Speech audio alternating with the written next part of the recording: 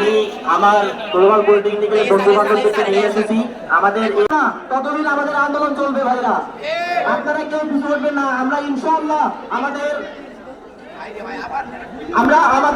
রাতের আধারে ভাই বাবা হয়, আপনারা বলুন এটা কি কালো হাত ছিল না?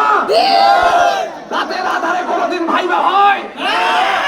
এই কন্টেক্ট আমাদের সবাইকে একতাবদ্ধ হতে হবে।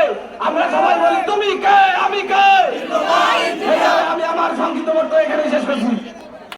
বাবা মারও স্বপ্ন ভেঙে যাবে, আমাদেরও স্বপ্ন ভেঙে যাবে, আমরা তো কষ্ট পাবো, তাই না? তাহলে এখানে তারপর আরেকটা বিষয় হচ্ছে কি যে এখানে জেনারেল সাবজেক্ট আছে, তাই আমরা আর কোনো সুযোগ দিতে চাই না। আমাদের দাবি আমরা আর আমাদের অধিকার আদায়ের জন্য আমাদের অধিকার যদি আমরা কেউ নিতে আসে, আমরা কি তাদেরকে ছেড়ে দেব? এসএসসি পাস করলে এদেরকে পড়াতে আসবে।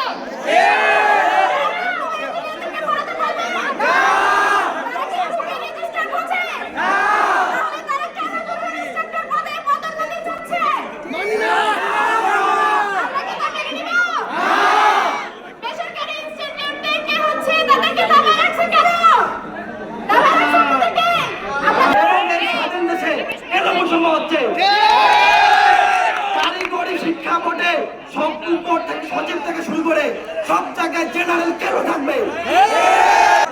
আমরা আজকে আসছি আমাদের ন্যায্য অধিকার আদায়ের জন্য।